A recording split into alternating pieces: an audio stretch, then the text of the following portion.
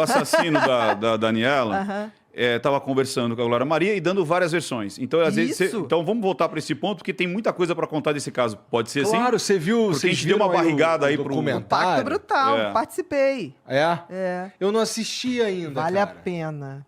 Vale a pena, Igão. Não sei se você pegou esse momento, assim, né? É da minha geração. Foi em que ano isso daí? 1992. Não, o assassinato foi em 93, né? Não, 92. Eu tinha... Tá fazendo 30 anos. Foi em 92. Dezembro de... 27, 28 de dezembro, né? 27 de dezembro. De 92. Eu tinha 7 anos. Eu lembro vagamente... Foi uma comoção, Eu né? lembro vagamente dessa comoção e como foi um absurdo tudo isso e tal... Eu preciso ver esse documentário. E é legal você ver pelo seguinte, que o documentário, ele não veio trazer versões. Ele veio, já foi julgado. Isso. Ele veio trazer provas documentais, de testemunha, né? Que até hoje, muita gente, quando vai falar, fala assim, não era aquela atriz que tinha caso com o parceiro de trabalho? Nunca teve. Nunca teve. É o lance da mídia, né? O quanto que a mídia... manipulou aquela história. E virou um folhetim. A própria Glória falou, né? Precisava de um folhetim para vender. Exatamente. E o próprio advogado acabou acrescentando que tinha um diretor italiano que sabia. Não, Mas o quê? Eles contracenavam na novela? Era uma parada assim, eles né? estavam... eles tinham... Era um par, né? Que, na realidade, o par romântico da Dani era o Fábio Assunção. Seria o Fábio Assunção, já estava na sinopse da novela.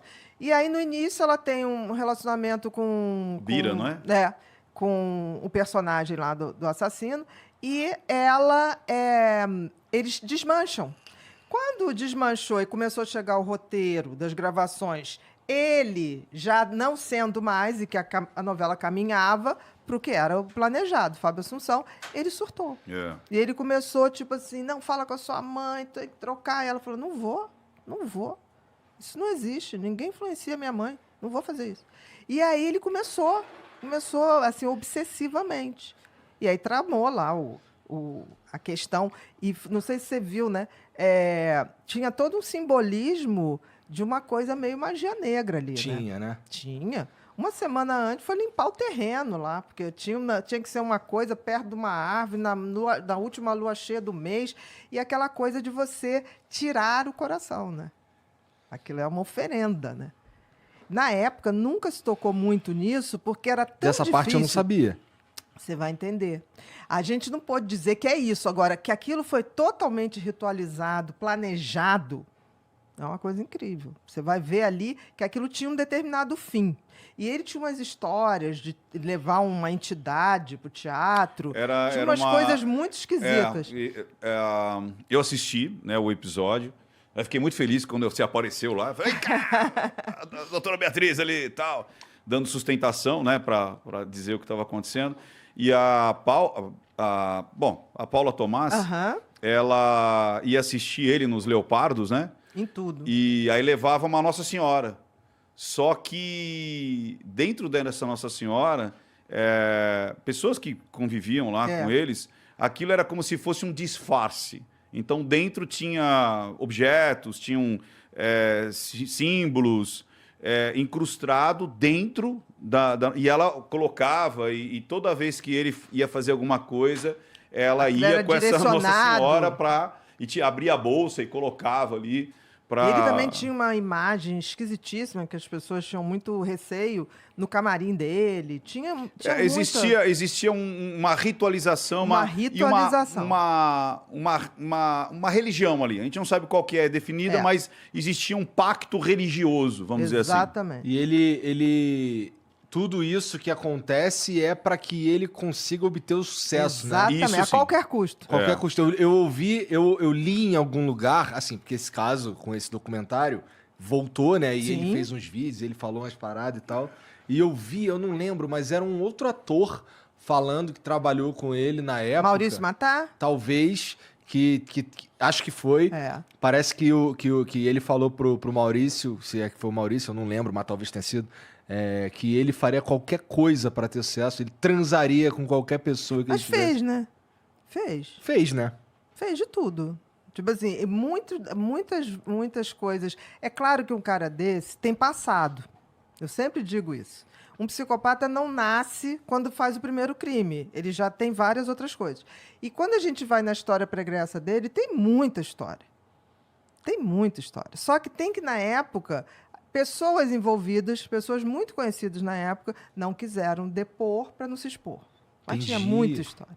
E a Paula Tomás, a gente estava até conversando lá. E eu acho que não vão dizer nunca, entendeu? Mas tem muita história pregressa dele. E perguntaram... Como é que tu sabe que tem muita história pregressa se eles não vão dizer nunca? Tu estudou profundamente isso aí? Olha, chegou uma época na minha vida, depois que eu lancei o Mentes Perigosas, a ex... Porque, assim, ele casou com a Paula, depois casou novamente com uma outra mulher que se chamava Paula, e o Tomás é dele. Então, reproduziu o nome. Uhum. Aí teve uma hora que separou.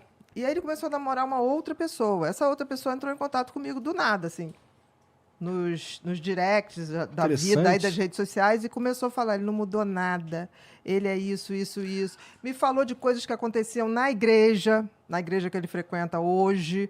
E aí chegou uma hora que eu falei, olha, eu posso te ouvir, mas eu não posso fazer nada. É uma decisão sua. Você está com ele, né? Aí depois, muito tempo depois, ela falou assim, não, me separei, aquilo é uma maluquice, tem umas coisas muito esquisitas. Eu falei, para e pensa, né? Porque quem sou eu para falar alguma coisa? Mas eu senti que ela queria que eu tomasse uma atitude. Eu não posso tomar uma atitude, até porque era a vida dela. Uma então, atitude? Que atitude que ela queria que você tomasse? As pessoas acham, né? Atribuem tipo, a gente... Ou que você vai poderes, pulverizar, poderes vai postar... Eu faço uma análise. Para denunciar um crime ela... lá no Maranhão, crime, sabe? Tipo assim, eu não sou da polícia. Quem denuncia o crime é quem sofreu o crime. Uhum. Entendeu? Eu não posso, olha, vou denunciar...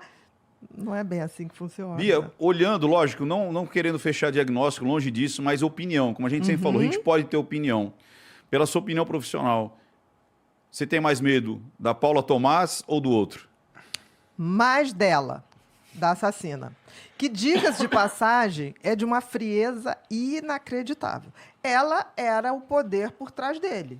Ela que pautou toda a carreira dele. E ela topava essa coisa da relação aberta para que ele fosse à caça. Mas tudo tinha que reverter para o casal.